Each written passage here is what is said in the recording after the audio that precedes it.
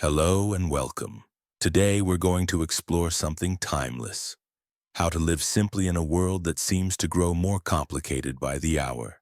You scroll, you click, you swipe, and still, there's a sense that something is missing. You check your messages, your feeds, your notifications, and the silence between them starts to feel louder than any alert.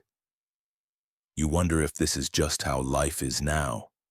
Busy, blurry, full, but not full in the way that nourishes. Full like a cluttered drawer, too many things, none of which you really need. The Roman philosopher Musonius Rufus would have been puzzled, maybe even amused. The man owned almost nothing, lived in exile, and still managed to feel rich in peace and purpose. His advice was simple. Live simply. Seek virtue. Don't chase what doesn't matter. So before we go any deeper, take a moment to follow or subscribe on whatever platform you're listening on. But only if you genuinely find this content valuable. And if you feel like it, share where in the world you're tuning in from. It's always a quiet joy to know we're all listening together from different corners of the same human story. So wherever you are and whatever you're doing, I invite you to lend an ear for a little while and let's explore this idea together. You sit quietly for a moment, hearing the hum of the world around you. Cars outside, maybe a distant conversation, maybe just your own mind ticking away. And beneath it all, something else. The tension that comes from constantly being on. You might not notice it during the day, but at night, when the lights go off and the screen dims, it becomes harder to ignore. There's a tiredness that sleep alone can't fix. A weariness that comes from too much input, too many decisions, too much wanting. You live in a world of options, streaming shows, flavored waters, career paths, endless opinions. Choice is supposed to feel like freedom, but you're beginning to suspect otherwise. Musonius would agree. He lived during the 1st century under Nero's rule, and though that time had its own chaos, he recognized a familiar truth. That human beings suffer most when they forget what truly matters. He wrote, "Luxury is the child of greed and the parent of softening. Simple living is the soil in which virtue grows."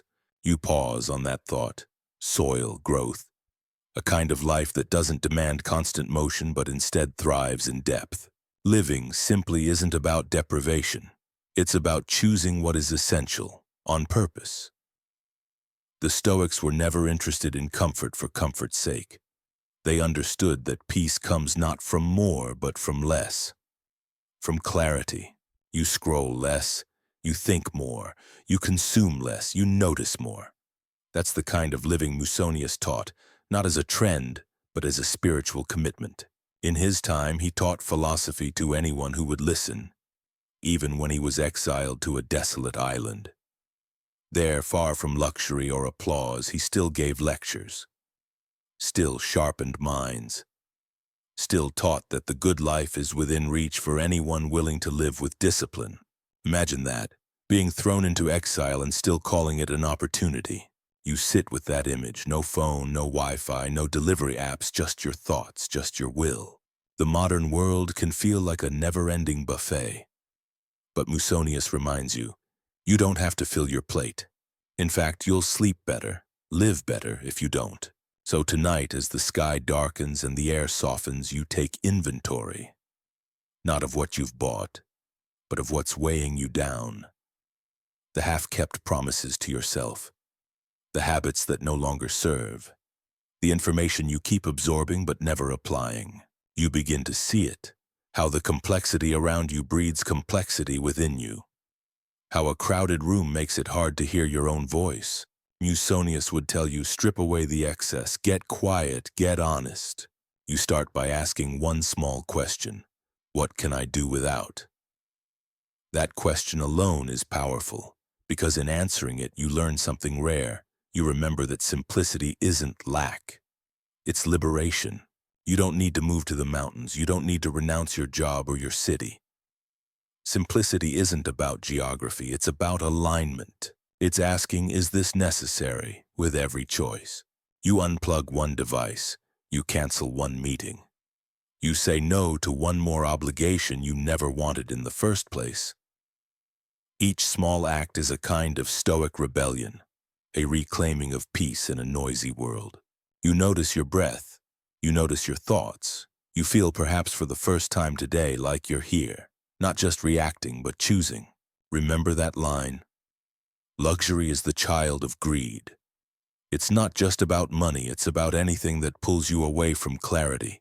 It's about any craving that fogs your view of what matters.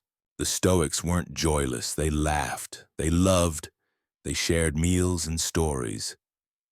But they practiced restraint like musicians practice scales, not to impress but to express something deeper. Harmony. So tonight you tune the strings. You simplify. You don't need to overhaul your life, you just need to listen to it more closely. One less distraction, one more moment of presence. You're not trying to escape the world. You're learning to live better within it. And when you do, you might find, as Musonius did, that peace isn't something you chase. It's what remains when you let the unnecessary fall away. You wake in the night with a craving. Maybe it's not for food. Maybe it's for your phone, for a certain message, for a sense of something new. You want to reach for something, anything that'll ease that strange emptiness in your chest. It's quiet, and yet your mind is loud. Desire doesn't sleep when you do. It lingers under the surface, whispering, nudging, suggesting. It tells you, you need this. Just one more scroll, just one more bite, just one more moment of escape. But Musonius Rufus would raise an eyebrow. He believed that desire, unexamined and undisciplined, is one of the most destructive forces in the human soul. Not because it makes us want, but because it blinds us to what we already have. He taught his students that discipline is not a punishment, it's protection. It's training the mind to desire only what truly benefits us and nothing more. You shift in bed and think of all the little ways desire runs your day. The sweet reward you use to get through an unpleasant task, the impulse buy after a stressful meeting, the envy when someone else seems to have more ease, more joy, more anything. It's subtle. It's constant. But what if your cravings weren't a signal to indulge, but a signal to examine?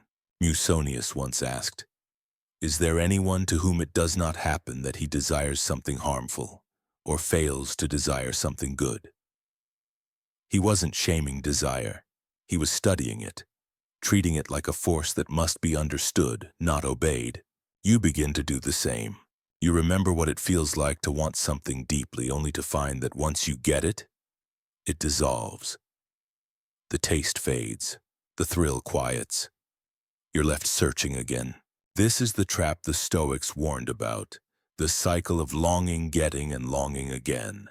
Musonius believed that by limiting our desires, we expand our freedom. You think of it like mental fasting, cutting out the noise to hear your true appetite. And it's not just theory, Musonius lived it. In exile, stripped of comfort, he didn't wallow. He taught. He fasted. He practiced self-restraint not to prove something, but because he knew the quieter the body, the louder the soul. He'd teach his students to eat only what was necessary, not what was pleasurable. Not because pleasure is evil, but because dependence on it weakens the will. It's radical, especially today when every app, every ad, every algorithm is designed to spark craving. Your world is engineered to stretch desire like taffy, longer, louder, constant.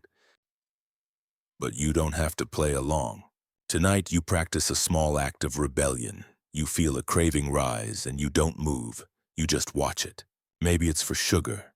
Maybe it's for a notification. Maybe it's for someone to say the right thing so you don't have to sit with this ache. You don't shame the craving. You study it. You ask, what do I really need right now? Often the answer isn't a thing. It's peace, safety, rest. Desire is loud, but need is quiet. And Musonius taught that if you listen deeply enough, you'll start to know the difference. He didn't say never enjoy a treat. He didn't say never feel pleasure. But he warned against making it your compass. Because the more you obey desire, the less you lead yourself. You think about that the next time you reach for your phone out of habit. or the fridge out of boredom. You ask yourself, do I control my desires or do they control me? It's not about becoming rigid or cold, it's about becoming clear. Musonius wasn't just tough, he was tender in his own way. He believed in human dignity, in our ability to rise above instinct. He believed that to live well was to live with self-command. You feel it already. The power that comes not from indulging but from observing, from pausing, from saying, I can want something and still choose not to have it. That gap between impulse and action, that's where Stoicism lives. And inside that gap, something beautiful happens. You begin to trust yourself, not because you always say no, but because when you say yes, it's deliberate. You become less reactive, more centered, less easily thrown by moods or marketing or the thrill of the new. Musonius might say that real hunger, the kind for meaning, for virtue, for peace, can't be filled with anything external. So tonight, you let a few desires go unanswered. You breathe through them, you feel the tension, and you notice something surprising. It passes. Cravings aren't permanent, they're weather. And you're learning to be the sky, one breath at a time, one choice at a time. You practice restraint not as punishment, but as peace. You stare at the ceiling in the soft dark, your mind drifting toward money. Not the bills or spreadsheets, but the feeling it brings. The subtle pressure, the expectation that you should be doing more, having more, showing more. Even in rest, the world whispers, you're behind. But Musonius Rufus would offer a different perspective, one that feels almost scandalous today. That true wealth has nothing to do with what's in your bank account, and everything to do with what you're willing to live without. He believed poverty wasn't the absence of money, it was the presence of endless want. You think of how wealth is measured now. Likes, upgrades, labels, square footage. It's a kind of scoreboard, isn't it? A way to prove you've made it even if you don't feel it. But Musonius didn't care about display. He cared about integrity, and he often said, the person who has the fewest needs is nearest to the gods. You let that line settle into your chest. Fewer needs, not more assets, not more admiration, fewer needs. He wasn't trying to shame those with comfort. He was inviting them to test its necessity, to ask, am I rich because I have much, or because I need little? You glance around your room, the things you've chosen to keep. Some spark joy, sure, but how many simply gather dust, physical or mental? What's really essential? Musonius believed that clarity around your needs was a form of wealth no one could steal. When you are free from the compulsion to accumulate, you begin to feel what real abundance is. Contentment. Seneca, another Stoic, once wrote, "It is not the man who has too little, but the man who craves more that is poor." You recall a time when you got exactly what you wanted. Maybe a raise, a gadget, a new pair of shoes, and still felt restless the next day. Why?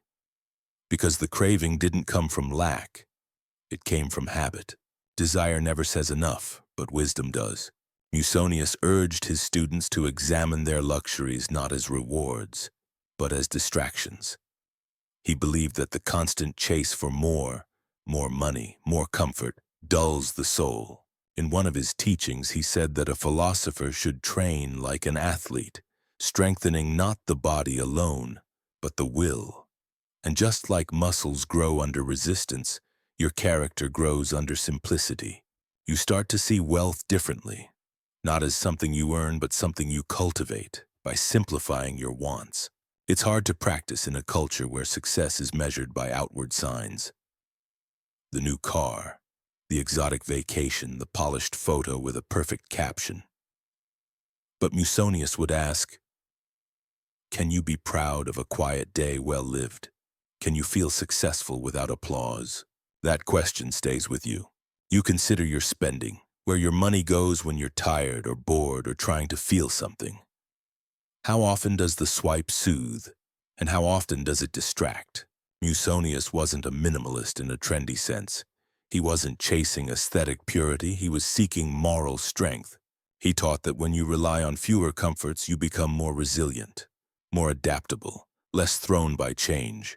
You imagine losing your job, your apartment, your routine.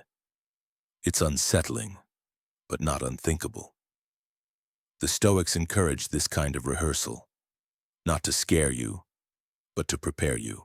Because if you can imagine losing everything and still know who you are, still know how to live, then you are, in a deep sense, untouchable.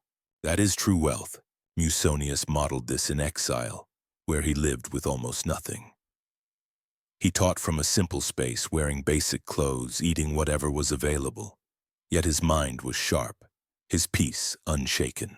He knew that riches complicate. They tangle the soul in fear, fear of loss, of theft, of comparison. You sit with this. What would life look like if you desired less?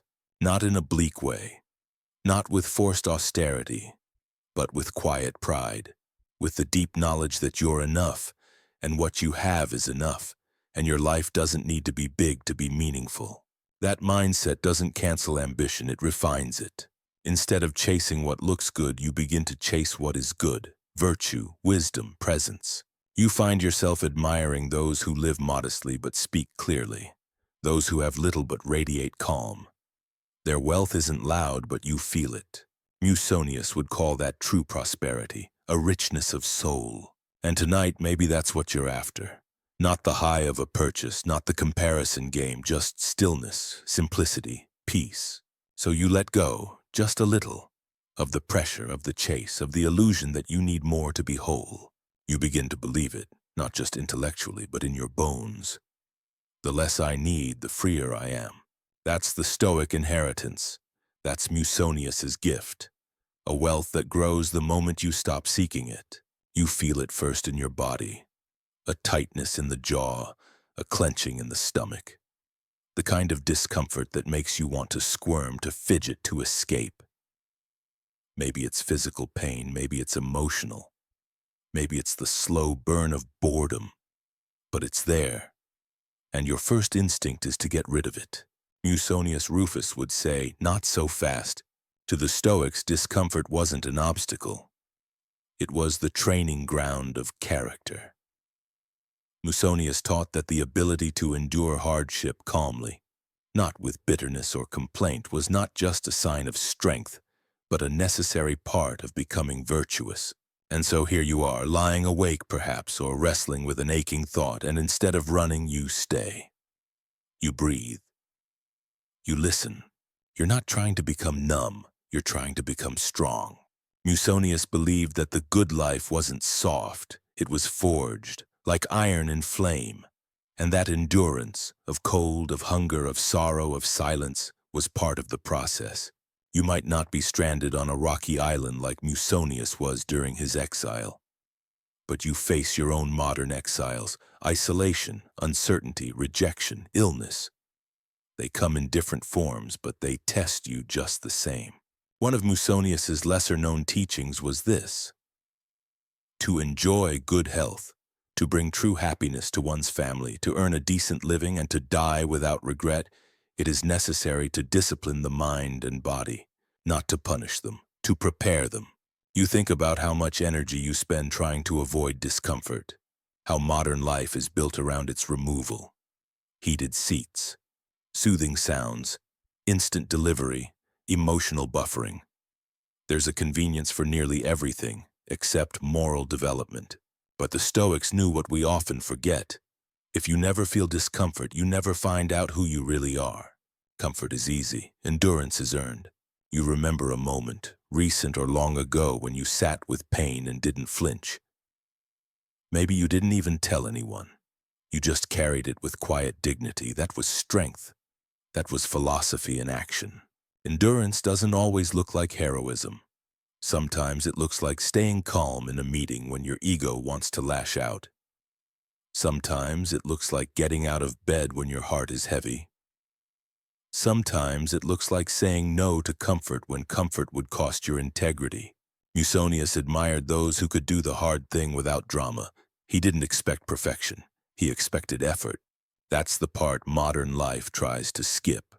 Effort, the long road. But there's something sacred in persistence, in holding the line against what tempts you to give up. You're reminded of Epictetus, who was once a student of Musonius. Born a slave, lame in one leg, and still he became a great teacher of Stoic endurance. He famously said, "Difficulties show men what they are. You sit with that. Difficulties show you what you are." It's not about never feeling pain. It's about not being ruled by it. You consider your current struggle, the part of your life that feels raw. Maybe it's uncertainty about the future. Maybe it's a chronic ache, physical or emotional. Maybe it's the slow stretch of waiting for something that won't come quickly. Instead of asking, "Why is this happening to me?" you ask, "What is this shaping in me?" Musonius would smile at that question. It means you're learning to think like a philosopher, not with detachment, but with depth. You're not alone in your hardship. Every Stoic walked that road. Marcus Aurelius led an empire through plagues and betrayal. Seneca wrote some of his clearest words while grappling with forced suicide. And Musonius? He endured exile not once, but twice. Each time he chose to teach, not complain. That's the legacy you inherit, not immunity to pain, but intimacy with purpose. Pain, Musonius taught, is temporary, but the virtue you build in response to it, that lasts. So tonight you don't numb, you don't scroll away the ache.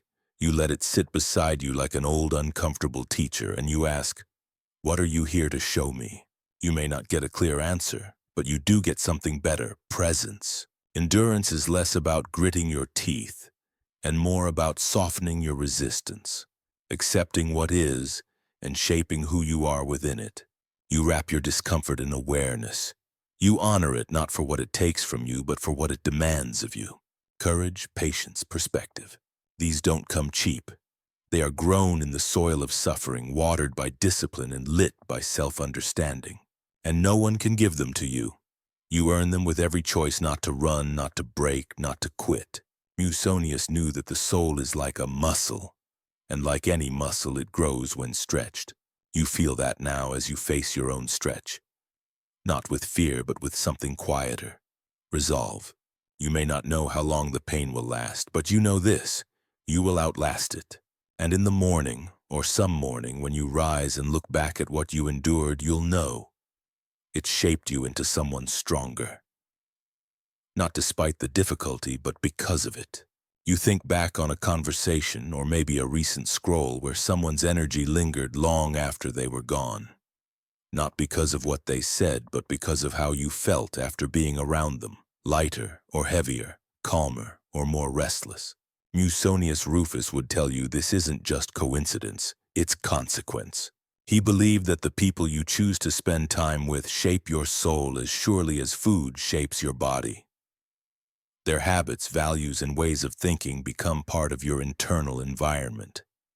Quietly, invisibly, relentlessly, he said, one must live among good people in order to become good. Simple words with sharp edges. You start to scan your own circle. Friends, co-workers, even the voices you invite in through podcasts, videos, social media. What do they praise? What do they pursue? Do they help you grow or help you drift? It's not about moralizing. It's about momentum. Being around people who value virtue nudges you toward it. Being around those who chase comfort or conflict does the same. And Musonius didn't just mean philosophers in togas. He meant anyone striving sincerely to live well. Anyone who tries to be honest, calm, fair. These are the people who fortify your own sense of direction. You think about how contagious emotions can be. A friend's anxiety can become yours. A co-worker's cynicism can color your view of the day. But so can someone else's clarity, their quiet confidence, their ability to hold space instead of fill it with noise. Musonius knew this, and he didn't suggest isolation. Quite the opposite. He believed in the power of relationships, but only the kind that elevate you. He taught that true friendship was built on mutual respect, shared values, and the honest desire to help each other become better people. You've felt that before. That rare, energizing bond where conversations leave you grounded instead of scattered. Where you're not performing, just showing up as yourself. Where you're challenged but never belittled. That's the kind of company Musonius wanted for all people. not to flatter but to sharpen. He understood how easy it is to adopt the mindset of the crowd, especially in times of unrest, especially when we're unsure of our own convictions. He lived during the volatile reign of Nero, a time when loyalty was fragile and speaking truth could cost you your life. Still, Musonius taught publicly, risking exile because he believed in the contagious power of virtue. That one strong soul could steady others. You reflect on the moments when you stayed silent to fit in, when you laughed at something you didn't find funny, when you nodded along with an opinion you didn't fully believe. These aren't crimes. They're human. But they're also signs. Signs that you're absorbing the temperature of the room instead of holding your own warmth. The Stoics would say, it's better to walk alone than in bad company. That doesn't mean becoming arrogant or dismissive, it means becoming intentional. You think of relationships that used to energize you but now feel transactional. You think of who you call when things fall apart. You think of the people who remind you who you are and those who make you forget. Musonius encouraged his students to be that kind of reminder for others. To walk the walk. To be the kind of person whose quiet integrity challenges those around them to rise up, not sink back. And he lived it. He didn't just lecture, he modeled restraint, humility, courage. He showed up in sandals and plain clothes, ate simple meals, spoke plainly, and in doing so made philosophy feel like something you could live, not just study. So you ask yourself, what do I bring into the room? What effect do I have on others when I speak, when I listen? You begin to understand that being selective about your company isn't selfish. It's wise stewardship of your inner world. You protect your peace not by building walls, but by building discernment. And this discernment becomes especially powerful at night, when your guard is down and the emotional residue of the day starts to settle in. You can almost feel it now. The echoes of voices, the tone of someone's text, the subtle pull of someone else's mood. They all stay with you. Musonius would invite you to pause and ask, who am I letting shape me today? And who am I shaping in return? It's a cycle, a mirror, a dance. You're always being formed by the relationships around you, and always forming someone else through your presence. So tonight, as you settle into stillness, you choose to remember the power of proximity. Not just in physical space, but in spiritual influence. You don't need to cut people out dramatically. You just need to center your life around those who remind you of what matters. Kindness, wisdom, self-restraint, courage. And when you can't find those people, you practice being one. That's the quiet Stoic move. To live in such a way that your presence speaks, without noise, without need, without ego. Because when you are that kind of person, you attract others who are walking the same path. You build a different kind of wealth, one measured not in status but in steadiness. And as Musonius would say, virtue loves company. You step outside. Maybe not literally, but inwardly. You pull your mind away from the screens, the chatter, the glow of artificial urgency, and you feel something quieter waiting. A stillness that's always been there beneath the noise. It feels like standing under the open sky, even if you're still in your room. This is what Musonius Rufus pointed to when he spoke of nature as our teacher. He believed that to live well, you must live in accordance with nature, not just the trees and rivers, but your own nature, your design, your purpose. You look around and realize nature doesn't rush, it doesn't perform, it doesn't doubt itself. A tree grows, a stream flows, the sun rises, there's no striving, just being. Musonius didn't worship nature. He observed it. He modeled his life after its rhythms, steady, disciplined, harmonious. He believed that when we ignore nature, we create suffering. But when we align with it, we return to peace. You think of the ways you've drifted from that natural alignment. Staying up too late, eating too fast, ignoring fatigue, silencing your instincts because the calendar says go even when your soul says rest. Modern life is clever, but not always wise. It can solve problems, but also create new ones, ones of rhythm, balance, and meaning. Musonius wouldn't blame the tools. He'd question the use. He'd ask, are you living in a way that respects your true nature? He taught that we are rational beings, meant to live with intention. That's our nature, not to consume endlessly, but to reason, to choose, to care. To ignore that is to fight gravity, and the fight is exhausting. You remember a moment, maybe recently, when you paused to watch something natural. A bird, a breeze, the way light fell on a floor. For just a second, you felt rooted, not performing, just witnessing. That's not a luxury, that's medicine, and Musonius believed we needed regular doses of it. He often spoke of the countryside not as an escape, but as a teacher. Out there, the truth is obvious. What's fragile breaks. What's patient endures. You can't force a seed to grow faster. You can only water it and wait. This was how Musonius saw virtue, too. Not as something you hack or optimize, but something you cultivate. You return to your breath. You feel your body. You start to listen again to yourself. That's where nature also lives. You're tired. Not because you've done too much, but because you've been pulled in too many directions that aren't your own. Nature doesn't multitask. It focuses. The bee pollinates, the tide rolls in, the oak tree just is. What would it look like to live more like that? Not to quit life, but to realign. To move with the seasons instead of fighting them. To eat when hungry. Rest when tired. Speak when it matters.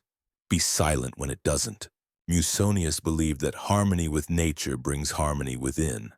When you trust the design of your being, you stop needing to chase artificial highs. You don't need to stay constantly stimulated. You need space to settle. This is why Musonius recommended walks.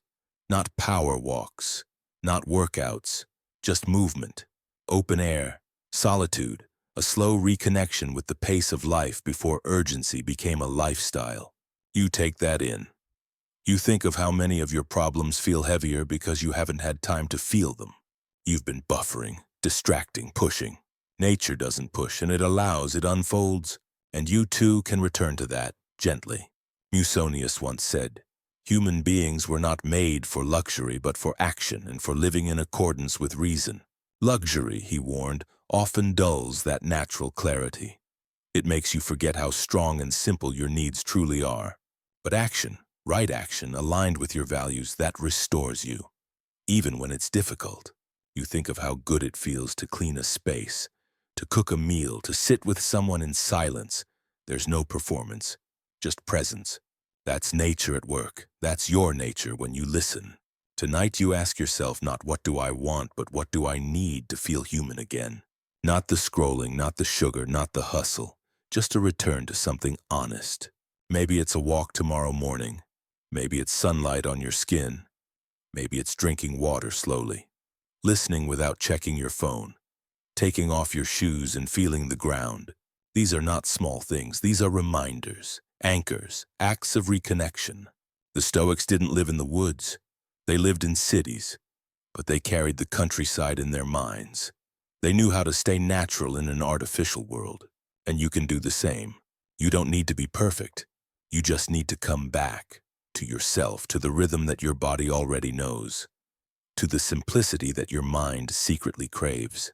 Nature isn't far. It's inside you. It's quiet but constant, like a compass. And as Musonius taught, when you live in harmony with nature, you stop needing to prove yourself to the world. Because you remember who you are. You glance at your bookshelf, or maybe your list of bookmarked articles, and feel a quiet guilt. So much wisdom collected, so little applied.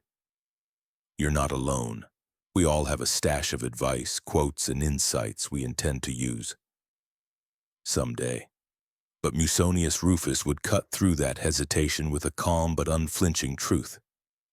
Knowing means nothing if you don't live it. For Musonius, philosophy wasn't an intellectual game.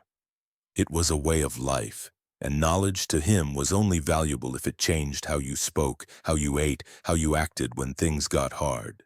He wrote, "We ought not to be all about words and never about deeds." You sit with that.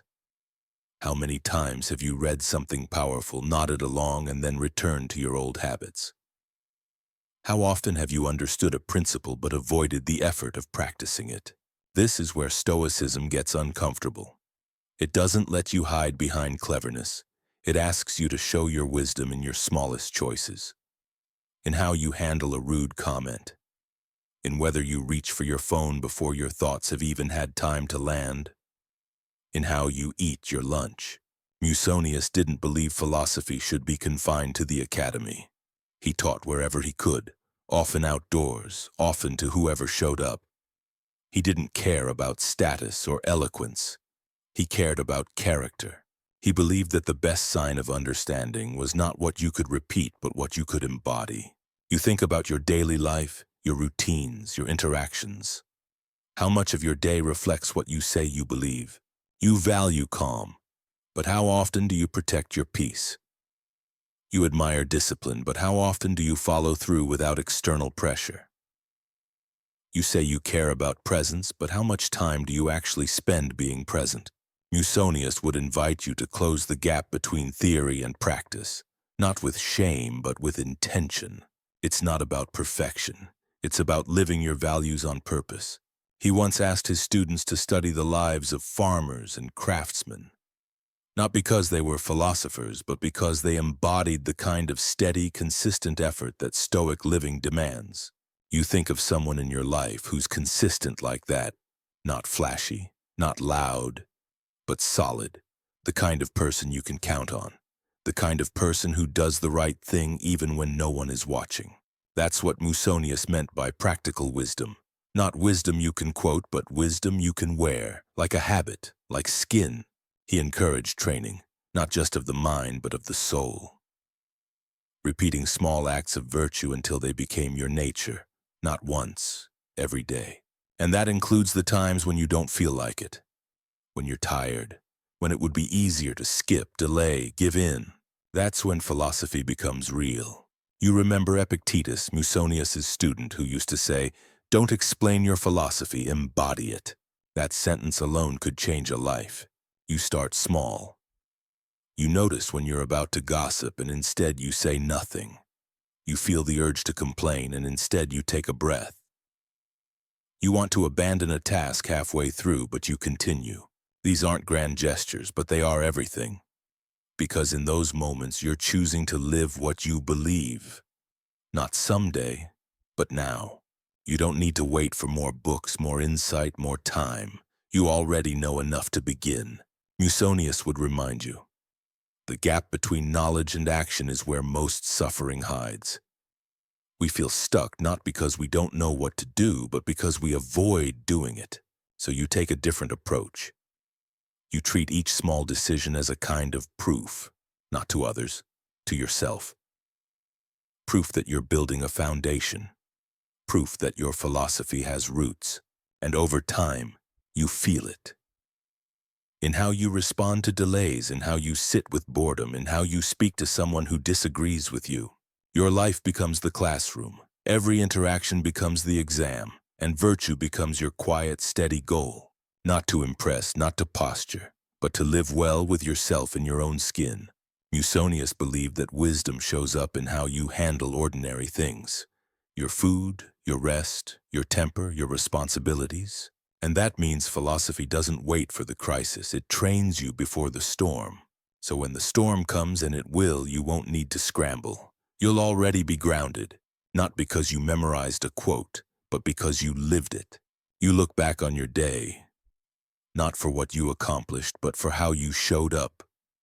Were you kind when it was inconvenient? Patient when it was difficult?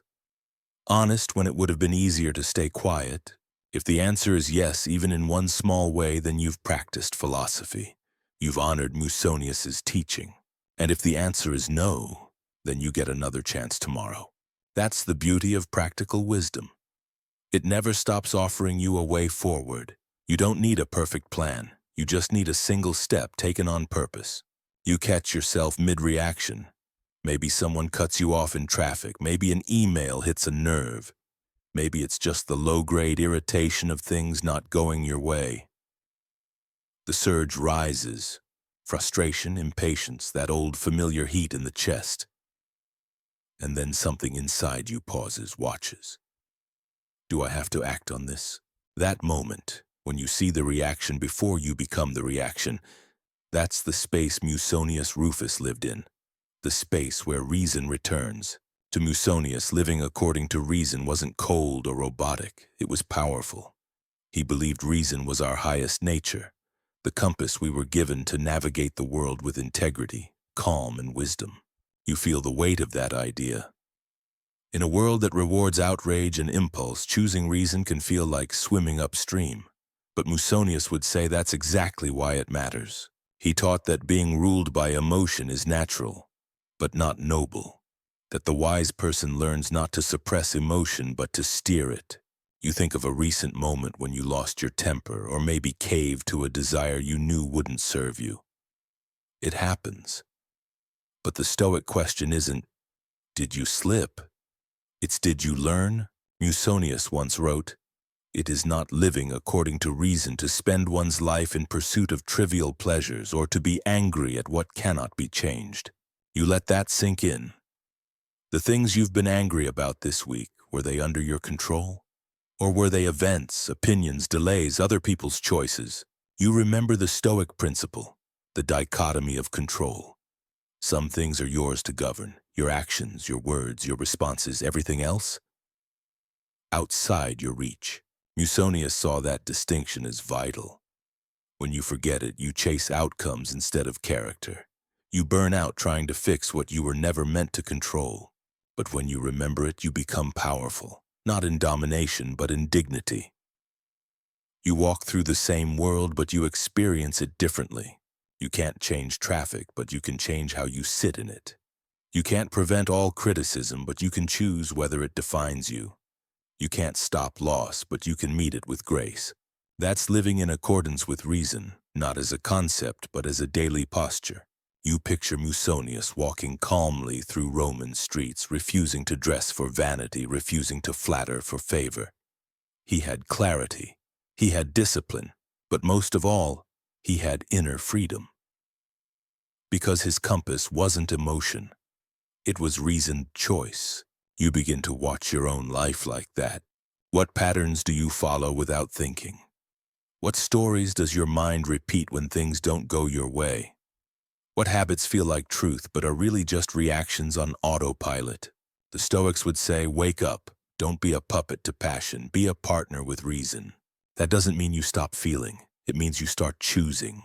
You recognize the difference between sadness and self-pity, between healthy anger and destructive outrage, between joy and intoxication.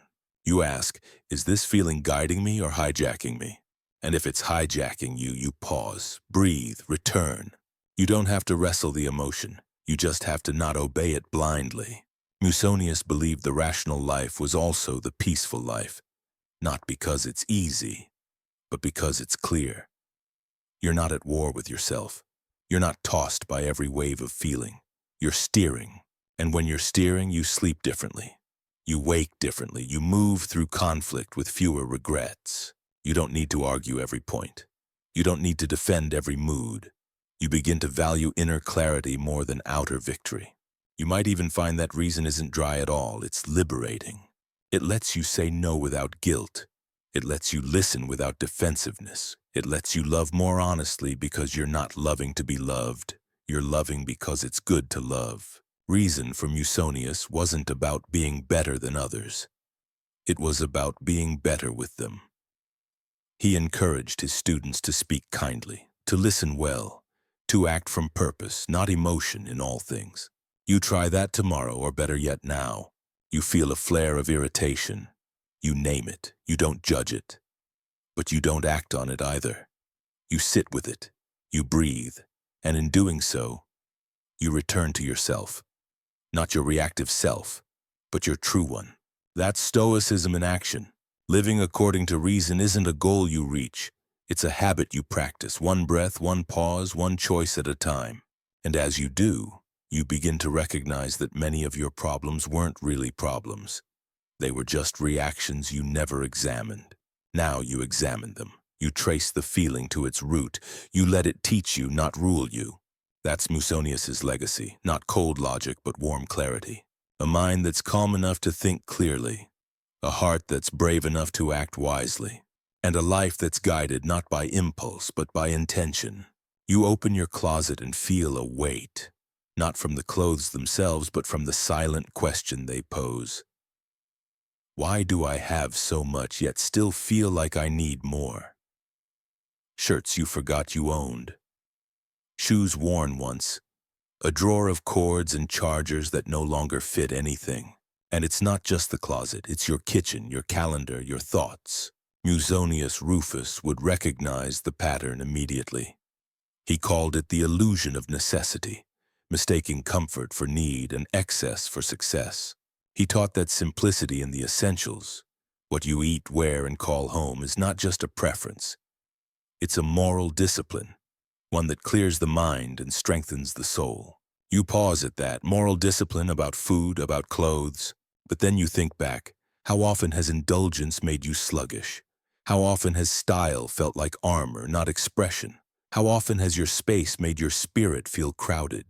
Musonius wrote, "The man who uses more than he needs is making a burden for himself." He believed that luxuries, once adopted, become needs. And those new needs then start to own you. You glance at your pantry. Snacks lined up like trophies. A fridge with choices for every mood.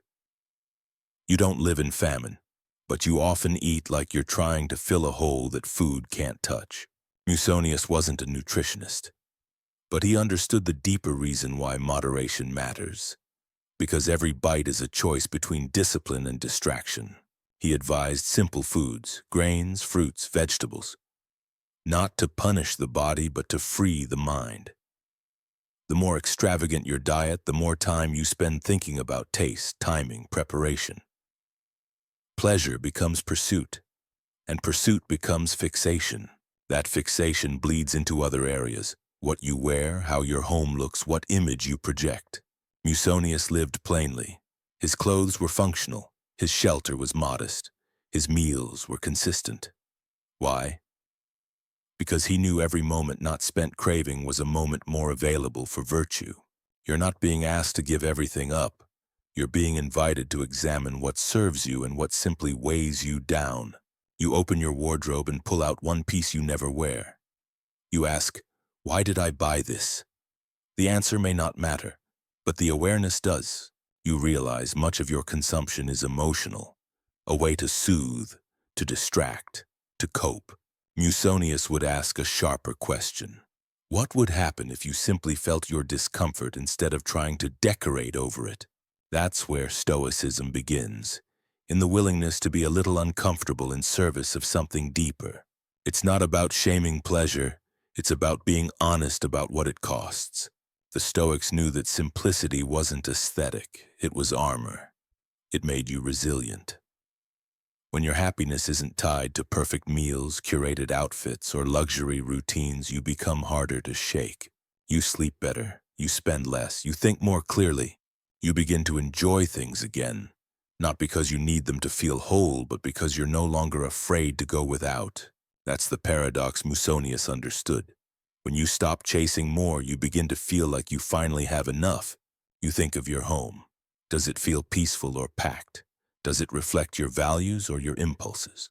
Maybe tonight you remove one object, not because it's bad, but because it's unnecessary. That small act is a philosophical gesture, a quiet vote for clarity. And food? You don't need to starve, but you do need to ask, am I eating to live or living to eat? Musonius urged his students to test their bodies gently, to eat simply, to sleep on hard beds. Not because pain is noble, but because comfort without limits becomes weakness. He saw self-denial as a kind of inner training. Every time you say no to something tempting but non-essential, you say yes to your own strength.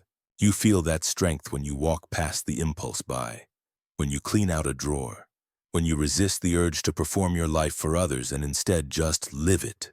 Simplicity isn't just about removing clutter. It's about restoring focus. To eat what nourishes, to wear what serves, to rest where you are. You remember a trip, or maybe a moment when you lived with less and felt more alive. A small suitcase, a quiet room, a single bowl of warm food. You weren't deprived, you were free. That's the spirit Musonius invites you to carry, not into the wilderness but into your daily life. To look at your things and ask, is this helping me live better? To look at your habits and ask, is this making me more grounded? Because in the end, a crowded life is not the same as a full one. And excess, no matter how beautiful, can quietly become a cage. You're not expected to give up comfort entirely, but you're called to see it clearly, to stop worshiping it, to stop assuming more is always better. You are the custodian of your own environment, your clothes, your food, your home, your mind. Musonius taught that living simply clears space, not just in your closet, but in your soul. And tonight, as you return to stillness, you start to see what you can let go of, not to lose, but to lighten.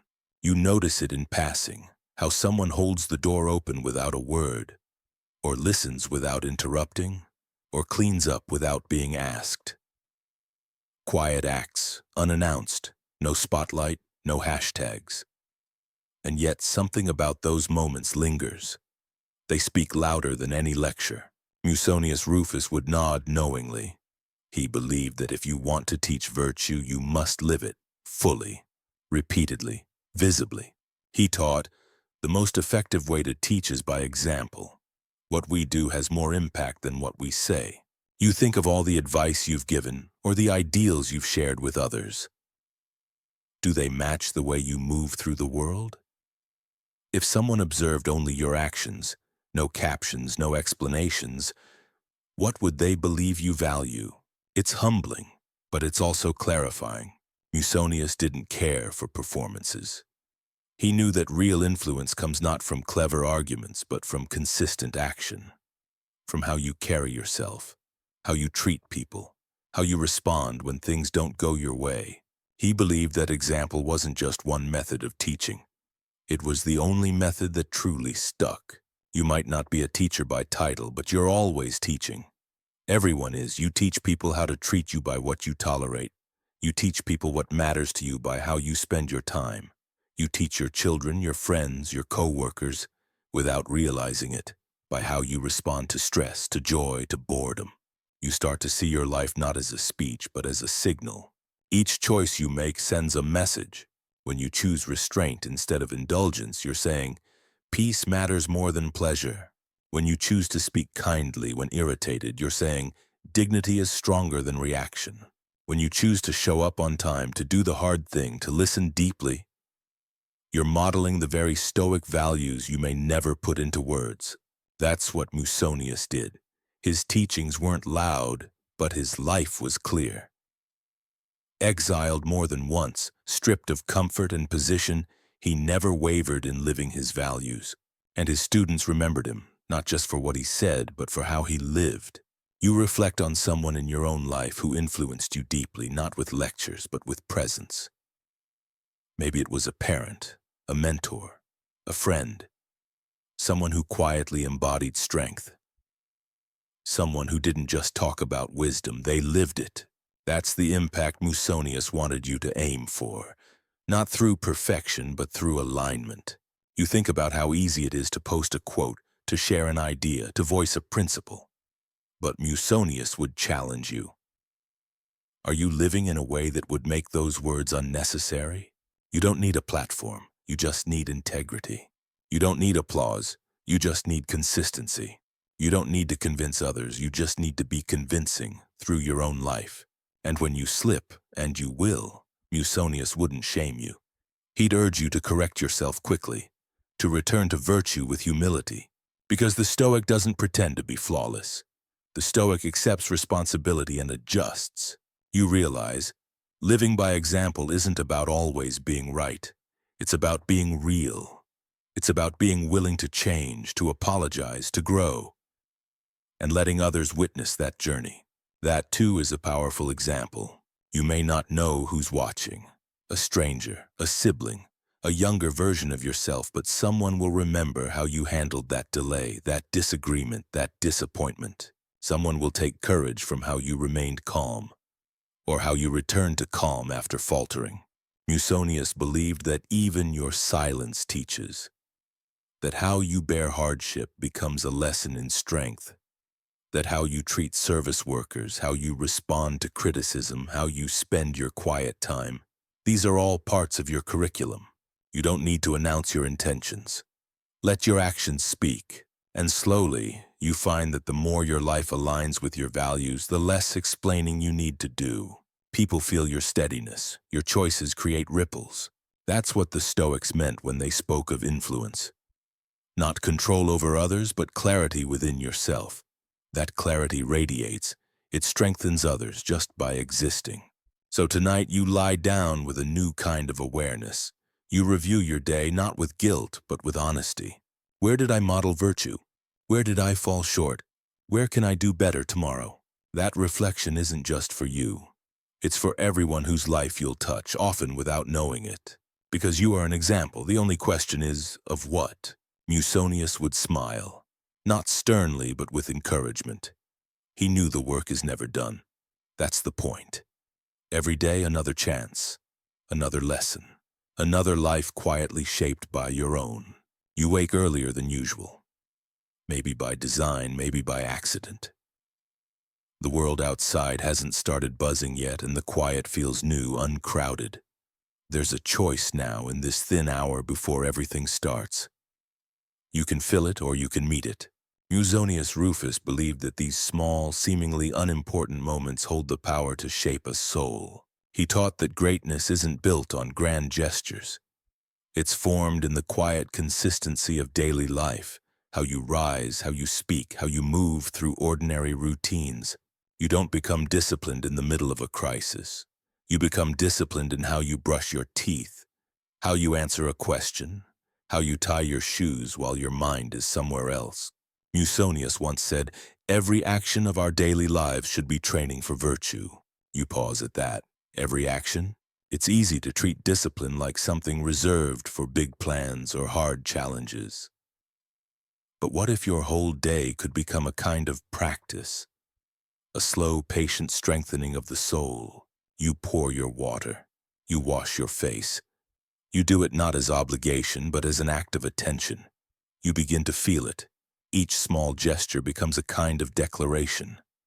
I am choosing how I live even now, especially now.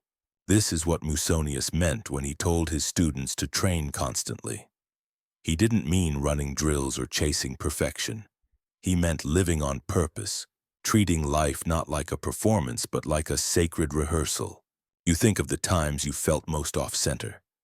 Not in crisis, but in the slow decay of small neglects, the skipped walks, the rushed meals, the unchecked irritation that builds across 1,000 tiny moments.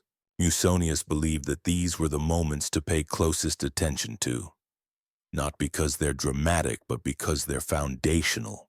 He understood that a person becomes who they are through repetition. You are not your intentions, you are your habits.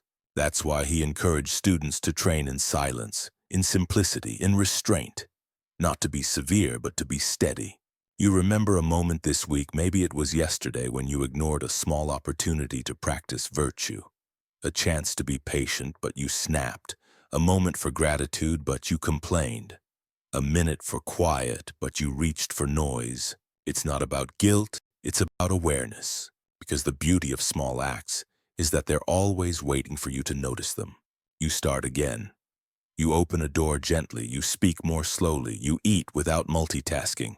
These don't seem like much, but they are much, because they begin to build something within you that doesn't crumble under stress. Musonius taught that training the soul through small acts is how you prepare for large ones.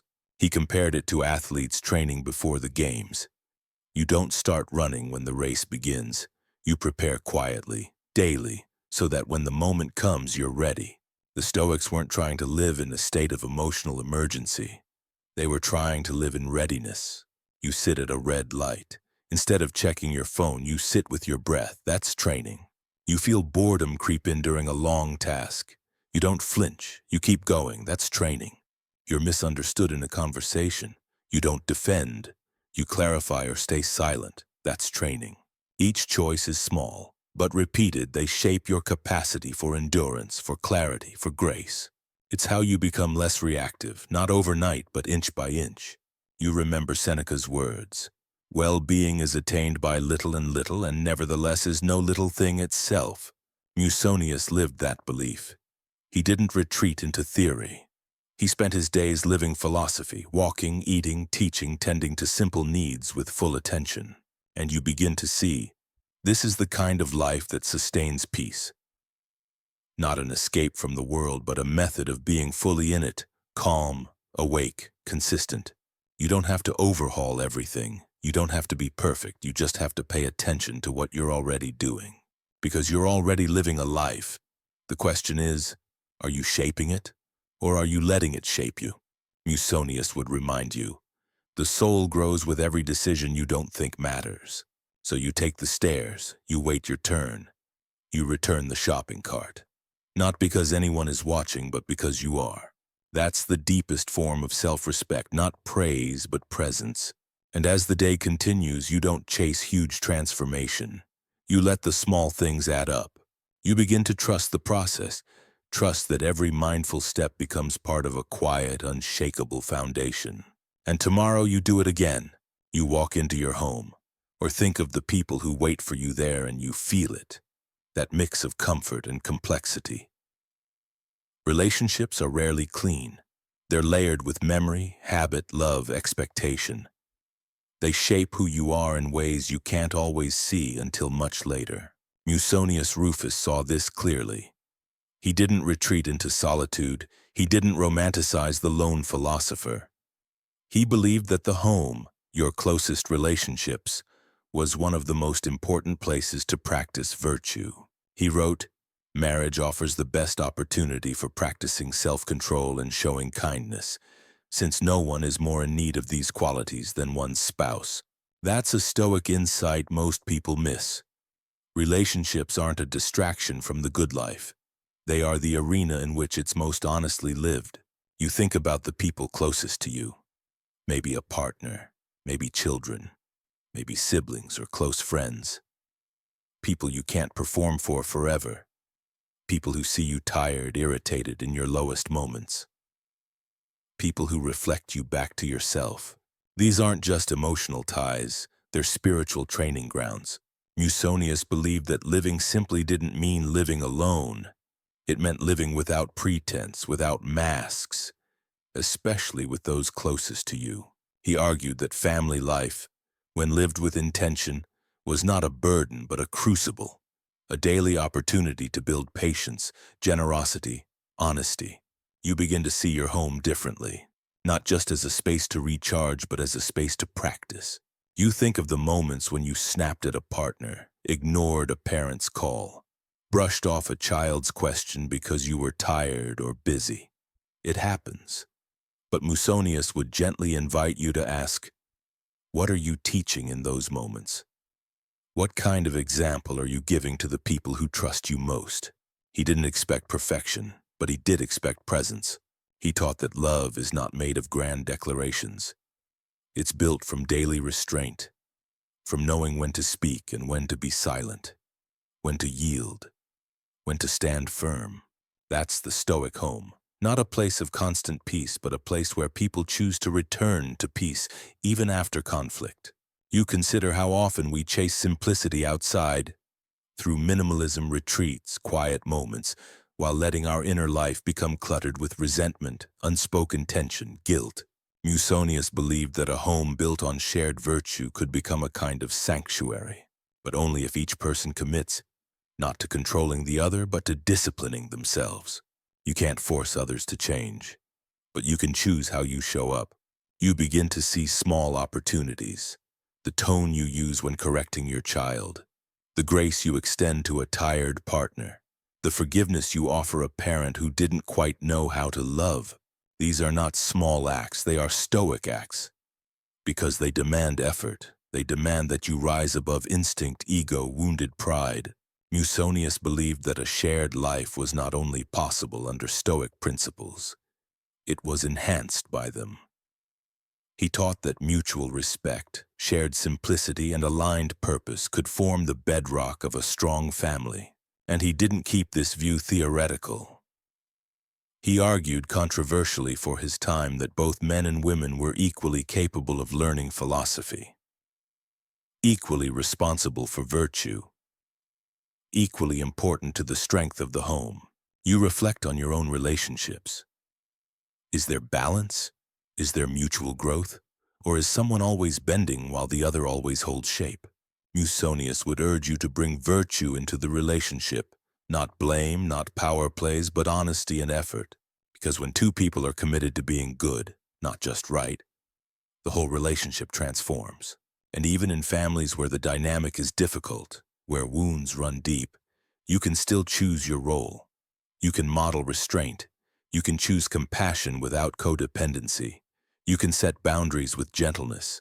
The Stoics never promised easy relationships, but they promised this: if you bring your values into them, you will suffer less, not because the people around you change, but because you become more centered. Tonight, as you sit with thoughts of those you love, whether they're near or far, living or gone, you understand something deeper. That love in the Stoic sense is not just affection, it's commitment to showing up, to growing, to enduring with grace. Simplicity, then, is not the absence of people. It's the clarity of purpose within your relationships. You speak more directly, you complain less, you listen more deeply. These are ways you clear the emotional clutter. And maybe tonight that means reaching out, apologizing, thanking, or simply being present with someone you've taken for granted. Because, as Musonius taught, it's not what you feel for others that matters most, it's how you treat them, especially when it's hard. And it's how you live alongside them, not as an actor playing a part, but as a whole person working quietly toward virtue every single day. You hear the word Stoic, and maybe an image flashes: a man in a robe, beard thick, eyes steady, standing alone in deep thought, ancient, serious, male. But Musonius Rufus would stop you there, because to him philosophy wasn't for a chosen few. It wasn't a performance reserved for elite men debating in marble halls. It was a path for everyone, regardless of gender, wealth, or social status. And he was one of the few ancient thinkers bold enough to say it plainly. Women should study philosophy too. He wrote, "If women have received from the gods the same rationality as men, why should they not be taught the same things?" You let that settle. This wasn't a side note for Musonius, it was central to his teachings. He saw no meaningful difference between a man's soul and a woman's soul. Only differences in opportunity and expectation, in the obstacles culture placed in the way. But virtue, he taught, belongs to all. You think of how often philosophy has been framed as distant, dense, male. But Musonius cracked that frame. He believed that women too could cultivate wisdom, self-restraint, justice, and courage, and should.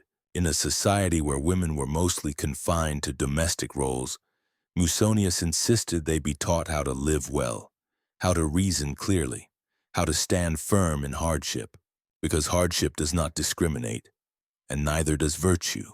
He didn't argue that women and men were the same in every way.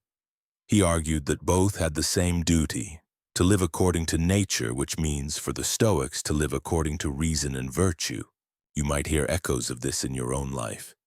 Maybe you've been taught subtly or directly that some people are more natural leaders. That calm under pressure belongs to some but not others. That resilience has a gender, but Musonius says no. The capacity for strength, clarity, and discipline lives in everyone. He told his students that a woman could endure hardship as nobly as a man, that she could manage a home with the same logic a general manages a battle, that she could resist luxury, temptation, and fear with the same sharpness. In fact, he believed that women needed philosophy just as much because they too faced temptation, loss, and pain. They too bore responsibility, not only for themselves, but often for children, families, entire households. You think of the quiet endurance you've witnessed. Mothers rising before dawn, partners carrying invisible loads, friends who navigate injustice with grace and steel. Stoic strength isn't volume. It's not a booming voice or a stern face. It's persistence. It's the choice to return to virtue even when no one notices. Musonius saw that kind of strength in women. He respected it. He called for more of it. And tonight maybe you do too. You consider who in your life has modeled Stoic values without ever using the label. Someone who remains calm when others unravel. Someone who acts with dignity when others gossip. Someone who chooses kindness not from weakness but from principle. You realize that philosophy doesn't care who you are, it cares how you live. And that living with wisdom isn't about status, it's about stamina. Musonius might ask, do you take your suffering and turn it into softness or strength? Do you face the world as it is and still choose to act rightly? Those questions belong to everyone. And the answers are written, not in speeches or accolades, but in the life you live every day. In how you deal with unfairness. In how you hold your ground without cruelty. In how you carry your own burdens, and sometimes those of others. You begin to see that equality in the Stoic sense means equal responsibility, equal dignity, equal capacity to live with virtue. This matters not just to women, but to everyone. Because when philosophy becomes inclusive, it becomes alive. It stops being a system and starts being a way to raise children, a way to show up in a hard world, a way to carry pain without bitterness, a way to forgive, to persevere, to choose simplicity in a world of noise. That's Stoicism at its finest, not locked in texts but embodied in lives. Musonius didn't just imagine this, he practiced it. He taught women in his lectures. He spoke publicly about their right to be educated. He took ridicule for it. And he didn't stop. He knew, you can't build a just society on half of its potential. And you can't build a virtuous life while ignoring the virtue of others. So you look again, not just at the books, but at the people around you. Who is living philosophy already? Who is standing strong in silence? Who is showing, not telling? You honor them. And if you are one of them, you honor that too. Because this path, this steady, courageous, honest way of living, isn't a man's path or a woman's path. It's a human one. And Musonius would be proud to see you walking it. You lie awake and your thoughts drift to the things you fear losing. Maybe it's someone you love, a role you've worked hard to earn, your health, your sense of control. These are not small fears, they have weight. They press against your ribs at night and tug at your calm. Musonius Rufus understood this terrain. He knew that to be human is to face the possibility of pain and loss. He didn't promise immunity from it, no Stoic ever did. But he offered something better. The preparation of the soul. He taught, no one is free who has not mastered himself, and no one masters himself who hasn't faced pain with courage. That's the Stoic difference. Pain isn't something to fear, it's something to train for. You can't avoid sorrow forever. You can't outmaneuver misfortune. But you can strengthen your capacity to meet it when it arrives. And it will arrive. Musonius urged his students to rehearse adversity. Not morbidly, not with anxiety, but with clarity. Imagine the illness. Imagine the insult. Imagine the day someone important is no longer by your side. At first, this feels cold. Why dwell on what hurts? But the Stoics believed this practice, what they called premeditatio malorum, the premeditation of evils, wasn't pessimism. It was preparation. And it worked like a kind of spiritual immune system. You don't rehearse tragedy to attract it. You rehearse it so that when life shifts, and it always does, you don't collapse. You've built internal footing. You know the terrain. You remember Epictetus, once enslaved, later a teacher. He said, and do not seek for things to happen the way you want them to. Rather wish that what happens be as it is and you will find peace. This is the pivot Stoicism offers. From control to courage. You begin to consider your own losses. The ones you've already lived. The ones still ahead. Some you've anticipated. Others came suddenly. Yet here you are. Still breathing, still standing. Musonius wouldn't say that grief is weakness. He would say that grief is sacred, and that how you meet it reveals the strength of your training. He believed that pain refines us, that hardship met with wisdom burns away the excess, the ego, the illusion of permanence. What's left is your core, simple, resilient, real. You reflect on a past hardship, the breakup, the illness, the job loss, the moment your expectations were shattered. In that moment, you may have felt hollow or broken, but over time, something new formed in the space that pain cleared. Musonius called that process growth, not the flashy kind, but the kind that deepens the soul. The kind that strips you of what you thought you needed and shows you what you actually can live without. That's not to say suffering is good. It's to say if suffering comes, don't let it be wasted. Use it, study it, let it show you what matters. The world tries to insulate you from loss. It sells you comfort, reassurance, distraction. But Musonius taught that facing loss, even in imagination, helps you love more fully, helps you live with your eyes open. When you understand that nothing is promised, not time, not health, not tomorrow, you stop postponing the life you mean to live. You say what you mean. You cherish the ordinary. You forgive sooner. You laugh without waiting for permission, because you've already accepted everything you love is temporary. And that's not cause for despair. That's the very reason to cherish it. You look at the people you care about and realize you may not always get more time.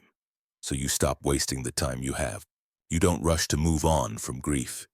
You learn to carry it, to let it season your character instead of sour your heart. And when pain comes, because it will, you don't panic. You breathe. You recall your training. You lean into your Stoic tools. What's within my control, my response? What can I let go of? My illusion that life owes me ease. What remains? My ability to choose virtue even when I'm hurting. That's what Musonius believed made a person strong. Not the absence of suffering, but the ability to remain upright in the midst of it. You practice that now. You close your eyes and picture a difficulty. Not because you want to dwell in fear, but because you want to build familiarity. What if I lost this? Then how would I respond? What would I still have? You don't rush this exercise. You let it sit in you. Let it soften you, not into weakness, but into depth. Because the truth is, the person who fears nothing, not because they're reckless, but because they're ready, is unshakable. And tonight, that's who you're becoming. Not fearless in a loud way, but courageous in a quiet one. You're preparing, not for disaster, but for dignity, for steadiness, for presence. Because loss is coming for all of us. And when it knocks, Musonius would hope you're not hiding. He'd hope you open the door with a steady heart and say, I've been expecting you. I've trained for this. Let's walk through it together. The room is dark now, or nearly so. The light from the street lamp filters in just enough to cast a familiar outline on the wall. You've made it through the day, not necessarily with perfection, but with effort. You feel that effort now. Not as exhaustion, but as a kind of steady hum in your bones. You've shown up, you've reflected, you've practiced, and now you rest. Musonius Rufus believed the day's end was not just for sleep, but for return. Return to your values, return to stillness, return to yourself. He didn't write bedtime rituals or sleep hygiene checklists, but he taught something deeper, that a quiet mind is a byproduct of a well-lived day. That simplicity, restraint, and virtue don't just make you better, they make you lighter. And tonight you feel that lightness starting to emerge beneath the usual static. Not because everything went right, but because you met life as it came, without demanding it bend to your will. That's the Stoic path, not control, not comfort, but acceptance with integrity. You think back to the principle that's woven through all of Musonius's teachings, that peace is found not by chasing what's missing, but by refining what's already here. You didn't need to do more. You needed to do what mattered. You remember how you resisted a craving, or softened your tone, or forgave a mistake, or simply paused when you could have reacted. These things don't always feel grand, but they are grand. They are the quiet moments where philosophy comes to life. You feel grateful for the small triumphs, not the ones others applaud, but the ones no one else sees. And you feel something else too, enoughness. Not the fake kind. Not the be grateful mantras that sometimes feel forced, but the deep kind, the kind that comes when you stop chasing and start trusting. trusting that life doesn't need to be perfect to be worthwhile, trusting that you, even with flaws, are already equipped to live with wisdom. Musonius would remind you, virtue isn't a spotlight, it's a lantern. You carry it and it lights just enough for the next step, so you don't have to figure it all out tonight. You don't have to relive the day's stumbles. You just have to come back to breath, to quiet, to presence. The outside world, with all its complexity, will still be there in the morning. But now, for a few precious hours, you return to something simpler. No need to impress, no need to win. Just a quiet body, a still mind, a calm heart. That is the fruit of Stoic living, not invincibility, but intimacy with the moment. And in this final moment before sleep, you let go of what went wrong, of what might go wrong, of what's unfinished. Musonius would tell you simplicity doesn't start with stuff. It starts with what you're willing to release. So you release, you settle into the night, not as escape, but as restoration. And you remember that sleep, like virtue, asks for nothing but your presence. Let yourself settle. There's nothing to solve now, nothing to fix. You've walked through the teachings of Musonius Rufus, one breath at a time, and you've begun something important, not just a study, but a shift. You've seen how simplicity can soften chaos, how restraint can feel like freedom, how hardship met with calm becomes a teacher, not a curse, and how the smallest choices, how you eat, how you speak, how you rise each morning, become the shape of your soul.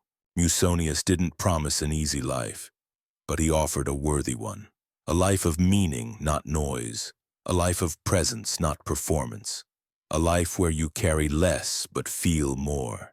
Think more clearly. Love more purely. You don't need to remember every quote. You don't need to be perfect. You just need to return each day to what you already know. That virtue is your true wealth. That reason is your compass. That peace is found in how you live, not what you own. And so now, with the day behind you and your breath slowing, you rest, not as someone escaping the world, but as someone who is finally aligned with it. Let the quiet hold you. Let the simplicity you've been practicing carry you into sleep. And when you rise tomorrow, rise gently, ready to begin again.